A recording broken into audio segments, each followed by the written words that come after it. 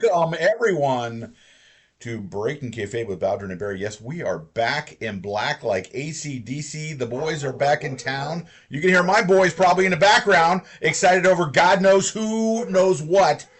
Barry Rose, you look like you got a little sunshine coming in your window, and a good day is planned for you, I'm guessing. It is too. And you know what? You and I were talking off air as we always do. And you're like, so what do you got planned for today? And I'm like, biggest decision now is what time do I go swimming? What will I have for lunch? I fucking love not actually, are we allowed to use profanity on this? I would encourage it. No, but I mean, I know YouTube has got funky stuff, right? So I don't know if it's allowed. But hey, you know what? Look, we are who we are. I'm thrilled. I love doing this, Jeff. We have been silent the last 4 months, 5 months. They tried to put the So gag kind of on us. exciting to be back. They tried to put the gag on us, but it didn't work. So yes, It's true. So Barry, we have been out of bounds for a few months here, but we're back now. Things to talk about. Let's start off with a little. It's a couple weeks old now, but since we haven't commented on it, Barry Rose, I feel, since especially last night at the time of this recording, I think Fox did the Hulk Hogan tribute with the guy that owns TMZ. And surprising, Vince McMahon showed up. By the way, looking like Val Kilmer from the last Top Gun movie. He had like this red tie that made it look like he had some sort of voice box thing like Val Kilmer had in Top Gun.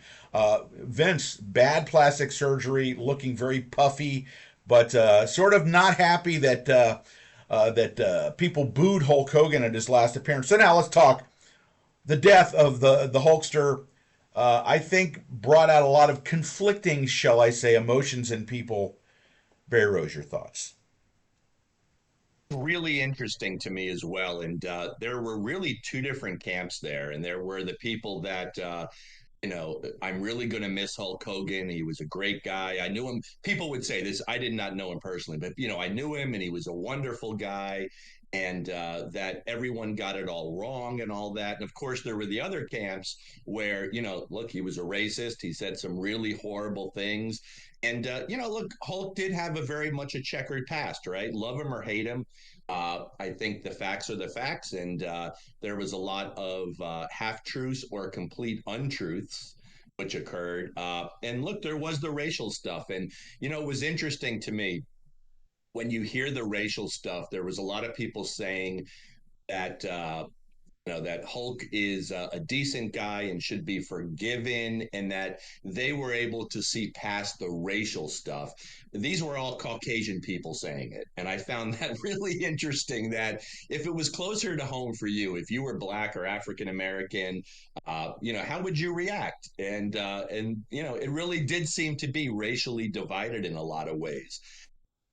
For me, I was never the biggest Hulk Hogan fan as a wrestler or a person. But at the same token, I'm not going to shit on a lot of people that grew up loving Hulk Hogan. And certainly we both have a lot of friends that loved Hulk Hogan as a wrestler, and what he represented, which is part of their childhood. So for me, if you've got these great memories, more power to you. I'm not about, being the fucking Grinch and wanting to ruin all your shit. But I do have an opinion on it. And, it's, I guess we all do in a sense, right? So I think that one of the things that people need to remember is, this guy apparently was, very racially, controversial comments, and people remember that. But the only thing I'm going to say, and this is in no way defending what he said because it was, reprehensible. A lot of our heroes, Barry, perhaps have said things that, in the context of 2025, would perhaps not be viewed so favorably. Have done some things that stories both you and I have heard of people that we have enjoyed as wrestling fans. That in the context of today, people would go, "Oh, well, that's kind of sketchy." So, did Hulk Hogan do some sketchy things? I'll put that word out there. Absolutely. Was Hulk Hogan the guy? Now let me just say, I watched a little bit of the TMZ show last night at the time we're recording this. And people talking about how basically there was a camp that Hulk Hogan invented wrestling or was responsible for it. No, no. Shockingly, wrestling was around before Hulk Hogan and was extremely popular before Hulk Hogan. What Hulk Hogan, and of course, giving credit where it's due, puffy faced Vince McMahon, what they absolutely deserve credit for was bringing it into the mainstream as far as getting it on network TV. They got it. They jumped in on the MTV rock and wrestling thing very intelligently, and he was part of that. Where people that were, let's just say, casually interested, now all of a sudden were like, "Hey, what's this?" And of course, part of that was the whole 5 minute matches. Cue the intro music. Throw the heel around, do the leg drop, bada boom, bada bang, you're out. The days of Dory and Jack Briscoe doing a 60-minute Broadway where Dory's holding on for dear life with 5 seconds left to go, that was past because that's what Hulk Hogan and Vince McMahon killed those days. Hulk Hogan was a mainstream star. He showed up at different award shows in Hollywood. He was part of Rocky. And you have to give him credit for that. He certainly has to be included in the pantheon of great babyface wrestlers. He, of course, then did the subsequent heel turn, with the NWO. I got to be honest, I couldn't give two shits about that because I just wasn't a big fan. I recognize that it was extremely popular. I just didn't really like it. I didn't enjoy it. But I'm not going to sit there and just act like it didn't happen. He did this huge heel turn. Everyone was shocked and surprised. So I think that I'm gonna put it in this context, Barry. I think Hulk Hogan, the wrestler, you absolutely have to give him his credit and his due, while also admitting that Terry Bollea, the human being, was extremely flawed. Fair? 100%. Look, arguably, and you and I, Greg Good was around, but you and I weren't around in the 1950s and the 30s. And especially I forget exactly when Greg Georgia Good, started. Barry. I'll say the 40s maybe. Greg Good But told me that you know, Farmer Burns was his original favorite wrestler. So. he ran the Farmer Burns fan club, if Yeah, I'm I think correct. so. Greg Good. Yes, him and He was Tom putting out Burke. that monthly newsletter that he would do on parchment paper coming off of trees. Yes. Uh, but to me, Hulk Hogan is probably the biggest wrestler in the history of the business. Doesn't make him the best, it doesn't, but he was the right place at the right time. And as you just said, what occurred in 1984 uh, was just unprecedented. It changed the scope of professional wrestling, and all of a sudden, Hulk Hogan wasn't just a professional wrestler; he was an icon. It went to a different level. And I was having this conversation with somebody. I forget who it was, but if you were to go to, let's say, China at one point, Hulk Hogan could have walked down the street in China, and yet everybody would have known who he was without ever having wrestled in China or the fact that anyone in China had ever seen him wrestle. He was that recognizable as an icon, and that's where he transcended professional wrestling without a doubt. Did he hurt his legacy? He absolutely did. These were reprehensible things. And we should say, too, as terrible as the things that he said, and they were terrible. This is no way to minimize any of that. But these were a lot of the stuff that he said was said in private and then recorded and then released to the public. So it doesn't make him any less of a scummy human being for saying these things. But, look, to me, you do have to separate the wrestler from the man. And while I was not a fan of Hulk Hogan and that style of wrestling, much like you, I was an NWA guy and then a WCW guy. You can't deny the success. You can't deny what the guy accomplished and what professional wrestling accomplished. Again, wasn't our style of professional wrestling, but went to a whole new audience, got a bunch of kids involved, and really was kind of a whole resurgence of professional wrestling. That you got to respect. Yeah, one of the things that I found particularly interesting. I don't know, since you're there by the general Tampa area, the stories that came out Yeah. about his daughter wanting nothing to do not only with the funeral but any kind of memories of her father, people that reached out to her, and she issued a statement. I got nothing to say. I don't want any of his money. I don't want to be there at the funeral. I mean, wow, Barry, that, and not to use a phrase, but that was kind of hardcore, man. When your daughter wants nothing to do with you in death, that says a lot to Yeah, me. it really does too. And in her defense, with what we know, she was extremely gracious in the way that she handled it. She's, I loved my father. I will miss him. But as you said, she did not want anything from him. She did not go to the funeral. And it makes you wonder, there was a story, and again, I have no idea if any of this is true, but there was a story that uh, I guess she was so upset that he was marrying this woman. I think her name was Sky, or yeah, I guess his widow's name was Sky, much younger, and that she was so upset she just cut her father off. It makes me wonder if there's a lot more to the story, and I'm assuming that there has to be, right? It just, understanding their relationship. They were at one point apparently extremely close. He did all he could to get her into the music industry and all these things. And, whether she was upset with some of the racial stuff he had said, or maybe because he was marrying this woman that was, 30 years younger, 40 years younger, whatever the difference was. But to completely cut a parent off, uh, to me says a lot. She seems very grounded. And I know I read something related to this, and it said, if you're a parent and your child is not speaking to you, you're in the wrong. And I have to kind of tell you, I was aware of a situation between a parent and a child, and the parent, I'm friends with the parent or friendly with the parent, and the parent said, I'm done. I'm going to wait until the child. And I was like thinking, what if something happened to you? Um, you got into a car accident and you died, and you never reconciled with your child. And how would your child feel? And you're the adult, you're 30 years older than your child. To me, it's always incumbent upon the parent to make it right, right? Like it's our responsibility as a parent. So I would have to think she seems very grounded. Uh, I'd have to think there was a lot of flaws in Terry Bollea. So, again, separating Terry from Hulk, we weren't fans of Hulk the wrestler, but I will say there are matches out there on YouTube and different platforms where Hulk Hogan had his working shoes on. This was not a guy that could not wrestle a quality match.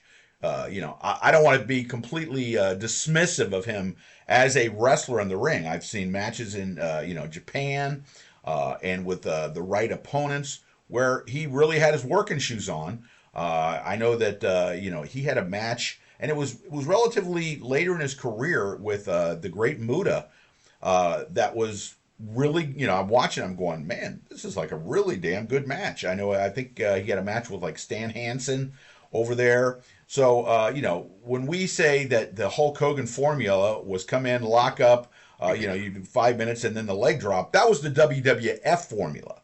And that was the formula that worked for Vince, for Hogan, but again, when he went to Japan, not just I don't want to make it seem like he only worked in Japan. I'm sure that the guy had matches here in this country where he had his working shoes on, he had the right opponent, and he could have a really good match. But there were also, to be fair, those matches, where are those nights where he kind of went in and went through the motions. So, Hulk Hogan as a wrestler with the right opponent. What do you think, Bear?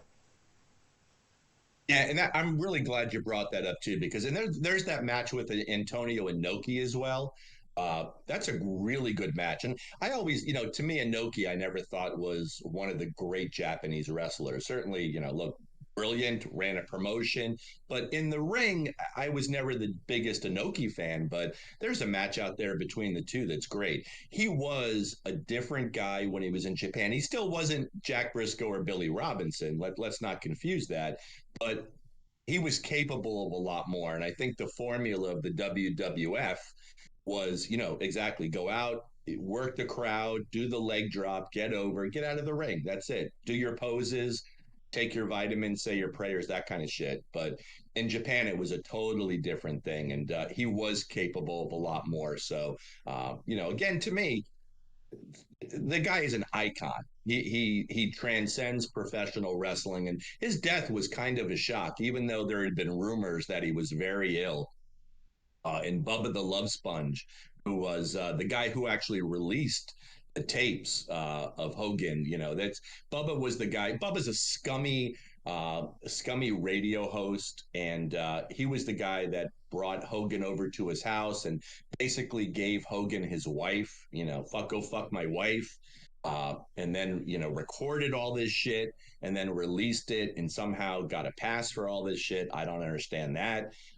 It just sounds like a horrible situation all the way around. But you know what? My opinion, if you look at the biggest wrestling stars of the last 50 years, 40 years, who is it really? Is it Hulk Hogan, Stone Cold Steve Austin, Ric Flair? Who else is there, right? So Hogan's got to be at the top of the list. Well, I think you'd probably have to include The Rock. Needless to say. I would say The Rock as Yeah. well. Yeah. So I did want to very quickly say that our old friend George Shire would be extremely upset if we didn't mention his time in the AWA. He and Nick Bockwinkel also had some very very good matches up in the AWA for Vern and such like that. Again, you brought up the whole Bubba the Love Sponge thing. Just here, have my wife, for the evening. Don't mind the camera in the corner. It was very much a Kathy and Jeff Willett situation. A couple that we've referenced a few times on this show. I think a little bit of cuckolding there. I don't know, but so Bubba's, I mean, and Bubba's a really, there's some people who love Bubba the Love Sponge. I don't know if he's even on air. It might just be a podcast thing. But, I had listened to Bubba at one point. He was on Sirius XM years ago. And because of there was some sort of Howard Stern connection, and Bubba was on one of Howard's channels. And I would listen occasionally, and Bubba would talk and Bubba was, I guess he's a very short guy and was like 400 pounds. And he was so fat, he would get on the toilet and his wife would have to come in and wipe his ass with a towel. And that to me just said a lot about Bubba right there, that let alone he was doing that he was talking about it publicly. So he's just, to me, he's always had the kind of this scummy presence. And then certainly his actions thereof have been really scummy. And here's another guy that apparently has had a falling out with his son, and his son will no longer speak to him. So it just if you're a piece of shit and you create these situations, but uh, just a bottom feeder is kind of what I get from Bubba the Love Sponge. Love well, him or hate him, he's a bottom feeder. and I want to go to something that you just brought up, or a name you just brought up, in another segment here, real quick. But just to finish off the Hulk Hogan thing. So you mentioned, Hogan. You mentioned Austin. We mentioned The Rock. You said Flair. Are those? I'm not going to say biggest names. Let's put it a different way. Biggest baby faces. I won't say of all time because that I've read stuff about like going back to Jim Londos and the crowds that he drew into stadiums. Bruno San Martino, Vern Gagne, giving him credit where it's due. Dusty, we haven't even mentioned Dusty as one of the. So if you're going to do a Mount Rushmore of the four greatest baby faces of all time, let's just say 50 years, who you going? Hogan and Dusty are definitely on there. The thing with Austin and The Rock, there was heel and babyface stuff. I know with Hogan and Dusty as well, but at their height, I'm hard pressed to think of anybody. I guess Stone Cold Steve Austin. He wasn't a traditional babyface No, not though. at all. Uh, yeah, but I would say to me it's Dusty. Uh, Bruno too. I think with Bruno, and this is not a question of that Bruno could only kick and punch, like not that, but Bruno never had that national exposure. Bruno was a guy that was essentially quantified to the Northeast, Pittsburgh, New York, Boston, these areas. Bruno had no presence out of the Northeast for the most part. And because there's been no national expansion, us in Florida, we saw Bruno twice in 15 years wrestle. Like it just wasn't the thing. Bruno wasn't going to wasn't wrestling in Houston and St. Louis, though I think he had a match in St. Louis. My point being, Bruno was a special appearance guy, but he didn't have that national exposure. I would say Dusty, I would say Hulk, I would say Stone Cold Steve Austin, if we're looking at the last, let's say, 40 years. And I don't know who the fourth would be. I think you could make a case for the fourth. So, your point on Bruno, well taken. I think because we're talking about 50 years, you're talking about a guy, Bruno. I'll just put it a certain. Yeah, I don't want anyone to lose their stuff here, but if we're categorizing him as more of a localized baby face, I mean, incredible, no question about that. You could say the same thing for like Jerry Lawler in the Memphis territory was an incredible babyface for good lord, how many years? Short run but incredible. The Von Erichs in Texas, JYD and in Bill Watts' territory. But I think if you're looking for acts that got over national, that's part of Vince's expansion. He enabled guys like Austin, Hogan, The Rock, people like that. John Cena certainly deserves to be mentioned as guys that got over on a national basis, not just a regional basis. Although I think that on a regional basis, guys like Bruno and Jerry Lawler and Vern were probably a bigger deal in a regional area than some guys were, on a national basis. And if we're going out, all over the world, you mentioned Inoki. Inoki was an incredibly popular wrestler in Japan, who had also international appeal because he came over to this country and wrestled in other countries. Was not as big a deal as he was in Japan, but I think that's something that's fairly stated. So now let's change gears here a little bit because you mentioned Howard Stern. And recently, it has come out in the news since you and I have talked about Howard Stern before. Interestingly enough, whether it's they canceled his contract or they didn't renew his contract, whatever verbiage you want to use, Howard Stern no longer going to be part of that Sirius package as far as the Sirius Radio. Barry Rose, let's get an opinion from you on the demise, if you will, of the king of all media. Yeah, so at one point I was such a diehard of Howard Stern that before he ever went national, when he was just playing up on the Northeast, I was living in Florida. I had a guy that lived in Staten Island that would send me audio tapes of the show. So I was really into it. I loved his television show on WOR, which goes back 30, 35 years. I thought that was groundbreaking and revolutionary. And then I followed him to Sirius, and I think his best work were the early days of his Sirius contract, especially when he had Artie Lang. That was my opinion, at least.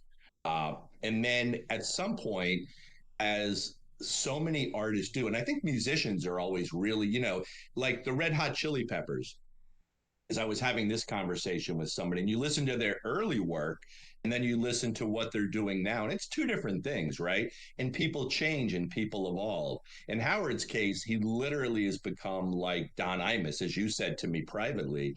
But the show became this bore fest. It was an hour of talking about cats and his wife and shit like that. And it's the show was horrible. I just wound up walking away. But I go back through a lot of the old stuff, and as funny as it was, there's an embarrassment factor, and I'm embarrassed for myself because there was a lot of really mocking mentally handicapped people, and I realized it was a different time and a different place, but the whack pack for the most part, they're all mentally handicapped, and yet this was brought on to be fodder, to be that they were making fun of it. So, whether I've become more mature, which I don't think that's really the case, I'm just a little bit older, but I go back and I'm like, it's fucking cringy. Like, how could I have at some point laughed at a guy that they called Gary the retard. And pardon me, because that's not a word that I would use, but I don't know if you can hear that. They're cutting my grass outside right now. That's the beauty of doing a YouTube show, is that you just never know what's going to happen. There he goes. He's right behind me. But you would listen to this and go, "This is terrible." Like in hindsight, a lot of this is terrible, and he's a real piece of shit. I mean, that's the other aspect, is much like, and this is the bigger discussion with this. When you find out that your heroes or people that you like or admire are true pieces of shit, how do you handle that? And Howard, between leaked audio and a lot of his actions, he's a fucking asshole. He is a scumbag and an asshole. And just, yeah. So I will say this though, greatest radio broadcaster of all time, because at one point he was doing what nobody else could do successfully. So, in my opinion, greatest radio broadcaster of all time. And at one point, very entertaining. I wouldn't listen to him now if it was free. It's interesting as you were talking about that. I was actually thinking that you could draw a corollary between Hogan and Howard, because Howard like took his show national, became a radio star nationally as opposed to just in the New York market or on the East Coast. And but you're absolutely right, because you think about these people that wanted so badly to be in his sphere, if you will, excellent use of the word sphere, that they were brought on, stuttering John Melendez, all the other the Whack Pack guys, Beetlejuice. Beetlejuice, Beetlejuice, who is who who bas- is mentally and physically has his issues, yeah. and yet was brought on and essentially mocked. And you can make a case, because I've heard people justify it and try to say, no, they're giving them the spotlight that they want, and if they didn't go on Howard, they would go on another show. Whatever. If you listen to it, all Howard and the staff are doing are mocking these people. And I don't know. Look, we all know and love people that may have physical and mental challenges, and to disregard that and make that fodder for some sort of humor, I don't know. It's kind of wrong to me. Well, and my point was that these people so badly wanted to be in the Stern universe and what he created Yeah. that here they had, whether it was a mental or physical disability, they would go on the show, and because they so badly wanted to be part of something, they were like, well, I'm going to get mocked, I'm going to be made fun of and ridiculed, but I'll be part of the group. And it's a sad commentary for the people that let themselves, be ridiculed. But it's probably, as you pointed out, even sadder commentary on Howard for doing that to people. That they brought up recently the Dana Plato story. Real quick, Barry, just to enlighten the folks of the Dana Plato story. Yeah, yeah, and that was something when I think initially occurred. It didn't, but Dana Plato was on the show, and I believe this was right after she had been arrested for theft. She Yeah. was she had Hold a on, drug Barry. problem, and Barry. Dana Plato was the Kimberly Drummond on Yeah, different Different strokes. Strokes, Yeah. and he brought her on. She was under the influence. He kind of mocked her, didn't kind of, he mocked her, kind of humiliated her. And I want to say within just a couple of days, it was a drug overdose, and she was dead. And he took a lot of heat, and rightly so. He should have, because if you go back to some of those older interviews, he was fucking merciless.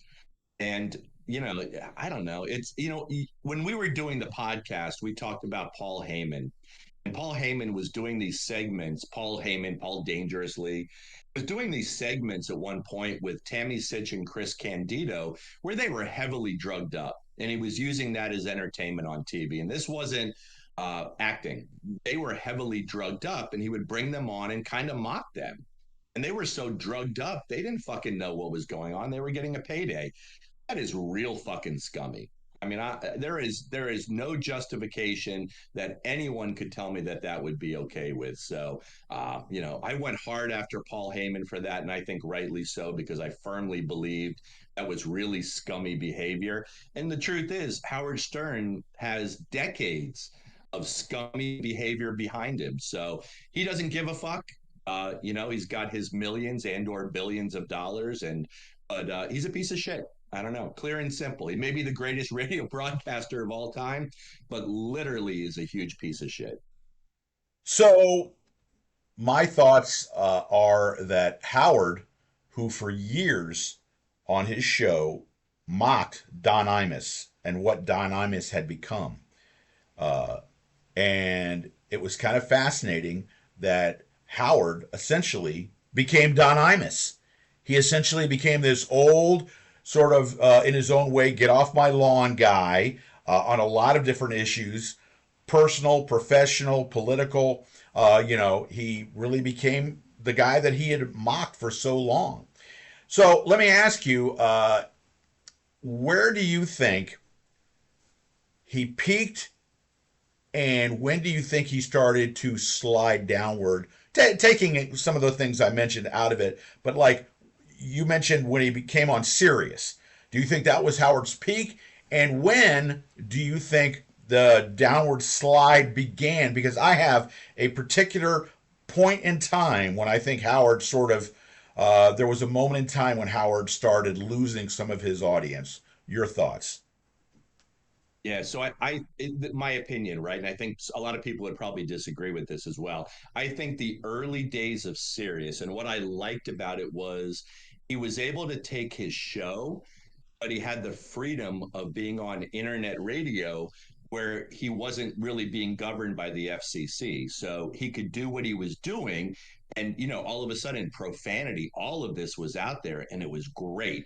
Artie Lang, to me, was the glue that held that show together in the early Sirius years. Artie was so fucking funny, was so interesting, and to me was the perfect guy to have. I think once Artie left, I think the show started to slide. And then Howard hired a woman, and I believe her name is Marcy Turney. No, it's not. I forget what her fucking that Marcy Turney is somebody that runs restaurants in Philadelphia. I forget what her name is. I think it might be Marcy though, or at least her first name. And she started to take the show in a different direction, and that to me is when a lot of the slide occurred. And I think too, I think getting divorced from his first wife and marrying his second wife. His second Yes. wife definitely mellowed him. He became this guy that went from talking about literally everything to now talking about housing cats for an hour, and he became like somebody's grandmother, like an old cat lady. There's also this lying aspect of Howard Stern that I think goes against what he used to talk much like we did, Jeff. We would say we're breaking kayfabe on life, and we always wanted to be honest to people that listen to us. And we were, whether it was my divorce, your cancer, your daughter getting married, you moved, I moved, whatever it was, we would talk honestly about it. Uh, and with him, there was a lot of lying that went on. He had a nose job at one point, didn't come clean for many years later. And even now, he wears a wig and he'll say, "Oh, this is my hair." And I don't have to dye my hair. He's got essentially a salt and pepper goatee thing going, but he's got like this jet black curly hair and shit, which is obviously a wig, but he still won't come clean on it. So when you're sitting there saying that you want to be honest with the people who listen to you on a daily basis, and then you lie to them, go fuck yourself, right? So I think that the fall, if you will, or the slow slide, maybe is a better way of putting it, of Howard Stern began Okay. when he divorced his wife Beth. Not Beth. What was the first one? Allison. Allison. Allison. Because I think at Yeah. that point, Howard was this guy who had this show. He would come on there, he'd make jokes about how small his penis was, and that he married this woman that was such an understanding wife. And I mean, good Lord, they did an episode very famously portrayed in the movie they'd made of Howard's life about when his wife miscarried a baby, and they were able to make fun of it. And his wife was, because she became part of the show, and here was this, he came off like a regular guy, you know and after he divorced his wife, and then he starts dating this supermodel, okay, and I think all of a sudden some of the regular guy aspect of Howard Stern kind of got lost. And like you said, all of a sudden now he's into cats, and he's I don't know if he got a nose job or not. That's news to me. But if you say he did, fine. But he sort of lost Well, that let me Go ahead. yeah, let me say with that as well. So he for years people would say, Howard, you got a nose job, and he would say no. And then they did a segment at one point on Sirius when I was still listening, where every member of the staff had to reveal a truth, and he then came out and said, but he'd been lying to people for, I don't know, 5, 10 years, and then decided to come out. And the whole wig thing, he would talk about, my hair is jet black and I never have to dye it, and it's very clear that it's a wig at this point. So he's just, I don't know, it to me it's one thing if you would say, you know what, look, we know people who wear toupees and wigs, right? If you're wearing a wig, it's one thing and you come out and you say it, but it's another when you're lying to your audience. Like, you're just blatantly lying to your audience. I don't know. That goes against everything that he supposedly stood for in his career. Well, and another thing that I found very problematic about Howard is, we saw, I don't know if it was like an E special or on the Vice Network where they did the radio wars of the 90s. And they showed the Yeah. way that he went after some of his competitors in Chicago and Philadelphia, just horrific things.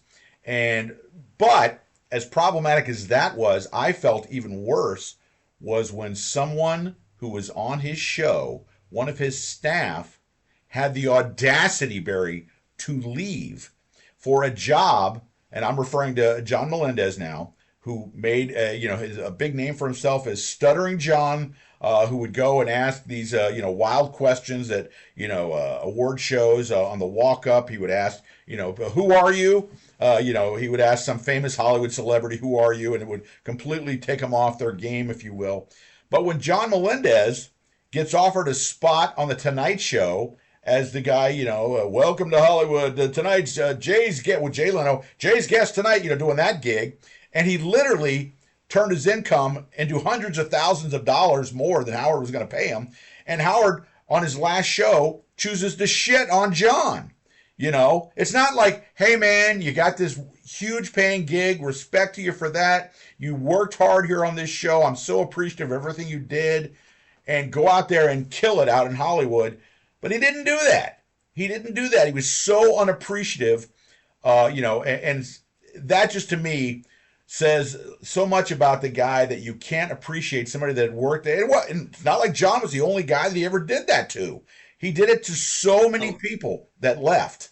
yep, yep. So that was a big thing right there, was that pretty much anybody that left the show, he would wind up trashing them. And with Stuttering John was a part of the show. He went from, I believe, unpaid intern to a staff member of the show. But you realize too, Howard, and this was another thing that irritated the fuck out of me when I would listen to the show. Howard was in charge, but when it came time to be the boss, Howard would defer that. Oh, I don't have anything to do. I don't determine how much Stuttering John gets paid. Howard was making millions of dollars, and a guy like Stuttering John they don't make money. Sal and Richard, who have been with the show for years, weren't, maybe they are now, they weren't making any money. So you've got a guy making millions while your staff really isn't making a shitload of money. And at the same token, an opportunity arises where a guy can fucking make some money based off the notoriety. And instead of being gracious about it and saying, you know what, thank you for your 10 or 15 years of being here, no, we're now going to shit on him. We're going to mock him all the time. So honestly, he's to me, he's a fucking scumbag, Howard Stern. So yeah, very disappointing. To find out. Barry and I have talked about when your heroes turn out to be less than wonderful human beings. It's kind of a sad thing. All right, we're getting ready to wrap up here, but before we do, Barry Rose, I sent you a little something this morning. So we're going to close Yes. a little wrestling related chat here. The question, Barry Rose, is okay. I'm going to give you the name of 10 world champions, okay? All right. And the question is, Barry Rose, out of these 10 legends, you're the booker for a tournament. You're going to choose out of these 10 guys which two would be in the finals and who are you booking as the winner. Are you ready to go? All Let right. me, let me give the names I'm here. ready to go. Here are the names for you, beloved listener. So, we're going to start with Howard Baum's favorite wrestler, Dory Funk Jr. He loves him some Dory. Next, we go Bob Backlund, the pride of Princeton, Minnesota. The always classy Beverly Hills, California, Nick Bockwinkel. Next, the toughest man on God's green earth, Harley Race. Then the living legend, no, not Larry Zabisco. We're talking Bruno Sammartino. Then the bad man from Borger, Texas, Stan Hansen. Next, the American Dream, that $1 million smile, Dusty Rose, American Dream. Then Barry Rose, I believe your all-time favorite, the Funker, Terry Funk. Then, we've mentioned him previously, the Hulkster, Hulk Hogan. And finally, from the land of the rising sun, it is Antonio Inoki. So Barry Rose, you got these 10 names that I've given you. First of all, I'll put it in two different ways, okay? Because I'm nothing if not what, Barry? What am I? You're a giver. You've I'm always been a giver. always a giver. So you can book it two different ways. Book it so that you have the best match, and then book it so that you have the match that's going to draw the most people. Now, for the purpose of this, we're going to take these 10 names in the prime of their career because, quite I like frankly, it. it'd be a little problematic right now because some of the guys are no longer with us, and that would be awkward. So, prime of their career, these 10 names, Barry Rose, pick, first of all, the best match. You got a bunch of guys there that can really. I think if I was looking for the best match, I think there's something to be said for Dory Funk Jr. versus Nick Bockwinkel. I believe this occurred in Georgia at one point when Dory was champion, and I think Bockwinkel was working the Georgia territory. I want to say that they worked, but I think the potential for a really great wrestling match would have occurred between those two. As far as drawing, I would, if you're going to draw, how do you not say Hulk Hogan, right? And is it Hulk Hogan versus Dusty at the height? Is one a babyface? Are they both, an all babyface match isn't going to draw uh, to that level. Maybe, maybe Hogan versus Harley Race in Harley's prime. I know that they wrestled years later when he was the king, but I think that would have drawn extremely well. If you're looking, because Harley in the 70s and then transitioning to the early 80s, Harley was, he was the guy, right? Like he was the guy. So I think I like those two matchups. So, out of those two matchups, who's the winner? I would go I I mean, for me, I'd like to see Dory. I like wrestling. Like I like seeing wrestling matches. Dory versus Nick Bockwinkel when they were both in their primes, I think would have been great. So, who wins? Who's the winner of the match? I Nick mean, Bockwinkel wins. okay, you say Oh, I'm you, sorry, Nick Bock. Well, the fans win, but Nick Bockwinkel wins that match. okay, and your other match? Who's the winner of that match? Probably Hogan, just based off of the landscape of wrestling. Okay, so for me, as I was looking at this, strictly for the best match, as far as I'm going to enjoy it, I'm gonna throw a little curveball at you here, Barry. A little slow breaking ball.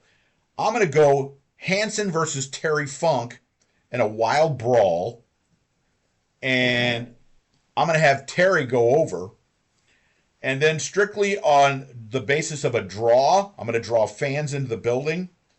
I'm gonna go Madison Square Garden, prime babyface Bruno versus heel Hogan, which I think would be Ooh. you'd make a little something at the box office. I'm just going to say that. And I'm going to throw a little cash the Hulkster's way. And Bruno's going to come out as the champ with his arm raised. What say you?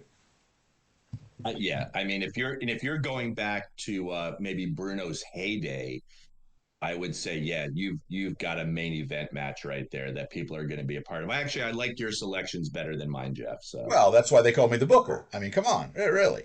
this So, one call you the yeah. Booker. Well, anyway, so on that note, folks, I will remind you that Breaking Kayfabe with Bowden and Barry is, in fact, not an Arcadian Vanguard production, but I'm going to call it an APB production because my boy Andy has been helping us here on the production duties. Shout out to you, Andy. Thank you so much. Yes, we'll give him a round of applause. So it's an APB Productions. Thank you so much. And until next time, we're going to try to do this at least once a month. Barry Rose, can I get you to commit to once a month? How about this? Once a month for sure. How about being the first month? We'll even do a second show. What do you think? I think on behalf of the fans, I'm going to applaud you, Barry Rose, for giving up a day at the beach, a day spent with Ozzy. By the way, how's Ozzy doing?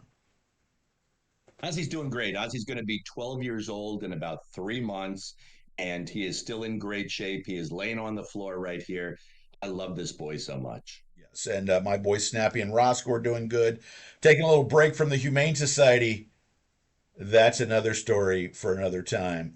But anyway, on behalf of my co host Barry Rose, I am Jeff Bowden, and sometimes they call me the Booker. That's all I'm going to say. And like I said last time on the promotional video, like the good folks from Thin Lizzy, the boys are back in town next time.